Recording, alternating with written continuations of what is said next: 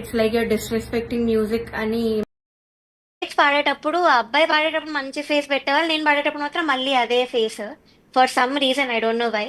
And నేను చెప్పినట్లుగా eliminate అయ్యాక మా మదర్ స్టేజ్ మీదకి వచ్చి నన్ను తీసుకెళ్ళడానికి ట్రై చేశారు. అప్పుడు ఆవిడ ఇలా మదర్ని నువ్వు ఇక్కడి నుంచి వెళ్ళిపో అన్నారు, నువ్వు అన్నారు మా మదర్ని. సో అలా ఏ జడ్జి కూడా ఎప్పుడు కూడా మాతో అలా మాట్లాడలేదు, ఎంత లెజెండరీ సింగర్ అయినా కూడా. సో ఆవిడ అలా ట్రీట్ చేశారు. సో జడ్జెస్ లో ఎక్కువ టార్చర్ పెట్టిందంటే ఆవిడ అని చెప్తాను నేను. నెక్స్ట్ కీరవాణి గారి గురించి చెప్పారు ఇందాక. కిరాణి గారు నాకు సింగింగ్ వైజ్ నాకు ఎలాంటి నెగటివ్ కామెంట్స్ ఇవ్వలేదండి ఇప్పుడు వరకు అయితే. కానీ ఇలాగా సింగర్స్ ని అలా చాకరీ చేయడానికి వస్తారు, ఇలా మాట్లాడడం, ఇంకా వెడ్డింగ్ షోస్ చేసే వాళ్ళని తక్కువ చేసి చూడడం, ఇది అస్సలు కూడా, అంటే అంత స్టేజ్ లో ఉన్న వాళ్ళు మాట్లాడని మాటలు ఇవన్నీ. సో అది అస్సలు ఎక్స్పెక్ట్ చేయలేదు నేను కిరాణి సార్ నుంచి. అంటే అదొక్కటేనమ్మా, అంటే చాకరీ చేస్తారన్న పదం ఒకటి, వెడ్డింగ్ ఇంకా వెడ్డింగ్ ఆ, సాంగ్స్ పాడేవాళ్ళు అసలు నా దృష్టిలో సింగర్స్ కాదు అనేది ఆ, మిమ్మల్ని అవును, ఉద్దేశించి అన్న మాటలు. అవును. నన్నే కాదు, చాలా మంది అలా వాళ్ళ ఫ్యామిలీ కోసం కానీ వాళ్ళ ప్యాషన్ కోసం అని చేస్తారు వెడ్డింగ్ ఈవెంట్స్, దానిలో ఏం తప్పు లేదు. సో వాళ్ళని కూడా అన్నారు కాబట్టి నాకు బాధ అనిపిస్తుంది. అంటే ఇక్కడ మిమ్మల్ని హట్ హట్ చేశారు అనేది ఒకటి, రెండు ఉద్దేశపూర్వకంగా మిమ్మల్ని ఎలిమినేట్ ఆ, చేశారు అని. అవును. అండ్ కరెక్ట్, నన్ను ఎలిమినేట్ చేసే ముందు ఆయన లేచి వెళ్ళిపోయారు. ఎప్పుడు కూడా ఎలిమినేషన్ రౌండ్ లో జడ్జెస్ అందరూ ఉంటారు, లాస్ట్ కి కొంచెం ఓదార్చి వెళ్తారు జడ్జెస్ అన్నాక. కానీ ఇక్కడ ఇద్దరు వెళ్ళిపోయారు, సునీత గారు ఒక్కరే కూర్చున్నారు, ఆవిడ ఇంకా అలా మాట్లాడారు మా మదర్ గురించి. అంటే ఏ ఏ పాట పాడిన తర్వాత మీరు ఎలిమినేట్ అయ్యారమ్మా? ఎన్ని రోజుల క్రితం ఏ షోలో మీరు ఎలిమినేట్ అయ్యారు? థర్డ్ స్కెడ్యూల్ అండి, మొన్ననే అయింది షూటింగ్. దానిలో 4 సాంగ్స్ ఇచ్చారన్నమాట నాకు. ఫస్ట్ ఒక మెయిల్ సాంగ్ ఇచ్చారు మన భారతంలో అని, దాని తర్వాత ఒక డ్యూయట్, లాస్ట్ రౌండ్ లో మాత్రం సారేగామి అన్న పాట పాడి ఎలిమినేట్ చేశారు నన్ను పాడాక. అంటే ఇదంతా స్క్రిప్టెడేనా? ఈ పాట ఏది స్క్రిప్టెడ్ అండి. పాడాలి అనేది మీరు సెలెక్ట్ చేసుకునే అవకాశం లేదా? లేదండి, అంతా స్క్రిప్టెడ్. బికాస్ నేను చెప్పినట్లుగా ఫస్ట్ సెకండ్ స్కెడ్యూల్లో ఎలిమినేట్ చేసిన ఇద్దరికి కూడా లాస్ట్ మినిట్ లో సాంగ్ మార్చారు. సో మీకే అర్థం అవ్వాలి స్క్రిప్టెడో కాదో.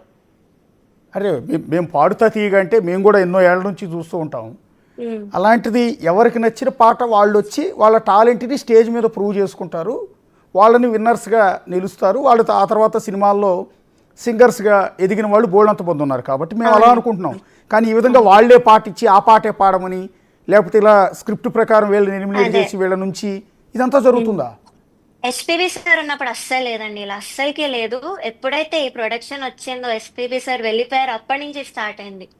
అంటే వాళ్ళ అబ్బాయి చరణ్ కంటిన్యూ చేస్తున్నాడు కదమ్మా హోస్టింగ్. చేస్తున్నారు, బట్ యాజ్ అ హోస్ట్ ఆయనకి అంత అధికారం లేదండి సాంగ్స్ విషయంలో కానీ జడ్జ్మెంట్ విషయంలో కానీ. ఓకే, ఇప్పుడు so entire show ETV ETV వాళ్ళ సొంత ప్రొడక్షన్లో జరుగుతుందమ్మా, బయట అవుట్ సోర్సింగ్ జరుగుతుందా? జ్ఞాపిక ప్రొడక్షన్స్ అండి. ఓకే. ఆ, అంటే సో వాళ్ళ వాళ్ళే అంతా చూసుకుంటున్నారు అక్కడ. అంటే జ్ఞాపిక ప్రొడక్షన్స్ వాళ్ళ మీద కూడా మీరు అలిగేషన్ చేశారు కదా వీడియోలో. అవును, అంటే అవును. ఎవరమ్మా, అంటే ఏ రకంగా వాళ్ళు ఇబ్బంది పెట్టారు? వాళ్ళు నేను చెప్పినట్టుగా సాంగ్ సెలెక్షన్ వాళ్ళే చేస్తారండి. డైరెక్టర్ అనిల్ గారు జ్ఞాపిక ప్రొడక్షన్స్ కి, ఆయనే చేస్తారు సాంగ్ సెలెక్షన్ అంతా కూడా. సో ఆయన కూడా సేమ్ ఇద్దరు ముగ్గురు కంటెస్టెంట్స్ ని స్పెషల్ గా చూసుకోవడం, మళ్ళీ వాళ్ళ గ్రూప్ లో మెసేజ్ చేస్తే వాళ్ళకే రిప్లై ఇవ్వడం, ఇంకా వాళ్ళు అడిగిన పాటలు వాళ్ళకి ఇచ్చేయడం. నాకు సారేగామి ఒక్కటే నేను అడిగింది ఇచ్చారండి. And నేను ఎలా పర్ఫామ్ చేశాను అందరు చూస్తారు, ఆడియన్స్ కూడా. అది నేను చాలా చాలా బాగా పర్ఫామ్ చేశాను, నేను అడిగిన సాంగ్ కాబట్టి. సో అలాగా కొంతమంది ముందు నుంచి కూడా వాళ్ళు అడిగిన సాంగ్స్ ఇవ్వడము, ఇంకా బాగా వాళ్ళు చిన్నప్పటి నుంచి పాడిన సాంగ్సే మళ్ళీ ఇచ్చి ఇక్కడ పాడించడం అలా చేశారు. సెకండ్ థింగ్, ఇలా నా డ్రెస్సుల విషయంలో చాలా ఇబ్బంది పెట్టారండి. అంటే అసలు మంచి అవుట్ఫిట్స్ ఇవ్వలేదు నాకు ఇప్పటి వరకు కూడా. ఒకటే ఒక ఎపిసోడ్ ఇచ్చారు మంచిగా, అది కూడా కింద కట్టుకొని కిందకి వేసుకోవాలి, పొట్టి పొట్టి కుట్టేసి ఇచ్చేవాళ్ళు నాకు. సో కిందకి వేసుకోవాలి, ఎక్స్పోజింగ్ చేయాలన్న వేలో మాట్లాడారు. అండ్ ఇందాక చెప్పినట్లుగా బాడీ షేమింగ్. సో ఇవన్నీ జరిగాయండి ప్రొడక్షన్ వైజ్. అంటే ఎక్స్పోజింగ్ చేయటం ఏంటమ్మా? అంటే అర్థం కాలేదు. ఇది పాటల ప్రోగ్రాం, ఇదేం సినిమా కాదు, లేకపోతే సీరియల్ కూడా కాదు, కనీసం స్టేజ్ మీద డ్యాన్స్ షో కూడా కాదు. చక్కగా అందరూ పిల్ల పెద్ద వయసుతో సంబంధం లేకుండా పాడుతా తీగ ప్రోగ్రాం చూస్తారు. అలాంటి ప్రోగ్రాంలో మిమ్మల్ని ఎక్స్పోజింగ్ చేయమంటే ఏంటి? అది విచిత్రంగా ఉంది. అదే అండి, ఇంకా డాన్సులు చేయమని లేకపోతే ఏదో ఒకసారి ప్రవస్తి గారు, ఒకసారి మీ ఫ్రేమ్ ఒకసారి రొటేట్ చేయరా? క్రాస్ అయింది ఫ్రేము. అవును. ఆటో రొటేషన్ ఒకసారి తీసేసి ఫ్రేమ్ మామూలుగా పెడితే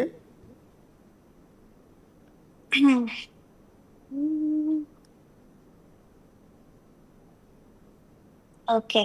యా. ఎస్ సింగర్ ప్రవస్తి గారు, అంటే మీ పాడుతా తీయగా ప్రోగ్రామ్ అంటే అందరికి ఇష్టం. అది చిన్న పిల్లల దగ్గర నుంచి వయసు అయిపోయే పెద్దవాళ్ళ వరకు చాలా గౌరవంగా ఉంటుంది ఆ ప్రోగ్రాం. ఎందుకంటే బాలసుబ్రహ్మణ్యం గారు దానికి అంత గౌరవం ప్రతిష్టం తీసుకొచ్చారు. అలాంటి ప్రోగ్రాంలో ఎక్స్పోజింగ్ చేయమన్నారు అని అనటం అనేది అంటే అది ఎలా ఎలా ఏ రకంగా ఎవ్వరు కూడా చెప్పేవారు? ఎక్స్పెక్ట్ చేయరు. మీరు చెప్పినట్లుగా పాడతా తీగ నుంచి ఎస్పెషల్లీ అస్సలు ఎక్స్పెక్ట్ చేయరు. కానీ నేను చెప్పినట్టు ఎప్పుడైతే ఈ ప్రొడక్షన్ వచ్చిందో అప్పటి నుంచి ఈ షో పాడతా తీగ అలా అయిపోయింది. డాన్సులు చేయమని కానీ ఏదో ఒక కుళ్ళు జోకులు చెప్పమని కానీ స్టేజ్ మీద అసలు సింగింగ్ కి వాల్యూ లేకుండా పోయింది అక్కడ. అంటే ఇదంతా ఈ డైరెక్షన్ అంతా ఎవరిస్తారమ్మా? అంటే బట్టలు కిందకి కట్టుకోవాలని, పొట్టు బట్టలు కట్టుకోవాలి, డాన్స్ చేయాలి ప్రొడక్షన్ వాళ్ళే అండి. అంటే ఎవరు? డాన్స్ చేయమని మాత్రం అనిల్ సార్ డైరెక్ట్ గా చెప్పారు. అనిల్ సార్ ఇంకా వాళ్ళ వైఫ్ ఇలా జోక్స్ చెప్పండి, డాన్సులు చేయండి అని. ఓకే. సో ఇదంతా కూడా ప్రొడక్షన్ ప్రాబ్లం. ఓన్లీ ప్రొడక్షన్ అంటే జ్ఞాపక ప్రొడక్షన్స్ వాళ్ళే ఇవన్నీ చేసేవి. అంటే మీకు ఇచ్చే డ్రెస్సెస్ కూడా అలాంటివే ఇచ్చేవాళ్ళమ్మా? అవునండి, కావాలని పొట్టి పొట్టిగా ఇచ్చి కిందకేసుకో అని చెప్పేవాళ్ళు. అంటే ఇది డైరెక్ట్గా జ్ఞాపక ప్రొడక్షన్స్, మీరు ఇందాక అనిల్ సంథింగ్ ఎవరో చెప్పారు అన్నయ్యను, వాళ్ళేనా? అనిల్ సార్ వాళ్ళ కింద అసిస్టెంట్స్ ఎవరుంటారు వాళ్ళే చెప్పారు. కానీ డాన్సులు చేయమని మాత్రం అనిల్ సారే చెప్పారు. ఓకే. ఇది మీరు ఎప్పుడైనా అబ్జెక్ట్ చేశారా, ఇట్లా నేను పొట్టి బట్టలు కట్టుకోవటం కానీ ఇలాంటివి నేను చేయను అని? చెప్పానండి, చాలాసార్లు చెప్పాను. అంటే లేదు, చెయ్యాలి చెయ్యాలి అని కావాలని అలానే ఇచ్చి నాతో పాడిచ్చేవాళ్ళు. చాలా అన్కంఫర్టబుల్ ఫీల్ అయ్యేదాన్ని పాడేటప్పుడు కూడా. ఎస్పెషల్లీ లాలు దర్వాజా లస్కర్ ఒక పాట వస్తుంది నెక్స్ట్ వీక్ లో. సో దానిలో మాత్రం చాలా టార్చర్ పెట్టారు నన్ను. ఒక 20 టైమ్స్ కిందకి పైకి చాలా సార్లు తిప్పారు. నాకు ఓపిక లేకుండా చేశారు లాస్ట్ కి. కానీ అయినా కూడా పాడాను. ఆ డ్రెస్ గురించి ఇక్కడ నేను పట్టించుకోలేదు పాడేటప్పుడు. అంటే ఇప్పుడు ఆ పాడుతా తీయగా స్టేజ్ మీద పాడే మిగిలిన సింగర్లను కూడా ఇదే రకంగా ఎక్స్పోజింగ్ చేయమని చెప్పటం కానీ, ఇలా అన్కంఫర్టబుల్ డ్రెస్సెస్ ఇచ్చి వేసుకోమంటాం. అక్కడ చాలా మంది ఇబ్బంది పడుతున్నారండి. కానీ బయటికి చెప్పడం మాత్రం అసలు ఎవరికి ధైర్యం చేయరు. బికాజ్ ఆ షోలో ఉన్నారు కాబట్టి ఇప్పుడు. ఇంకోటి బాడీ షేవింగ్ గురించి చెప్పారమ్మా మీరు. అంటే మిమ్మల్ని బాడీ షేవింగ్ చేయాల్సినంత అవసరం ఏంది? అదిగో మీ ఫోటోలు చూస్తున్నాం, స్టేజ్ మీద మీరు పాడినప్పుడు చక్కగా బంగారు తల్లిలా ఉన్నారు.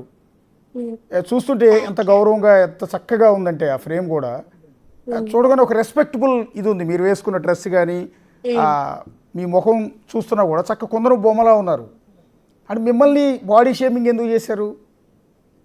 అంటే యాక్చువల్లీ ముందు ఈ ప్రొడక్షన్ వాళ్ళు ఒక రెఫరెన్స్ పిక్చర్ పెడతారండి డిజైనర్ కి. సో దానిలో ఒకలాగా రియల్ లో ఒకలా ఉంటుంది డ్రెస్. వాళ్ళు సేమ్ కుట్టరు.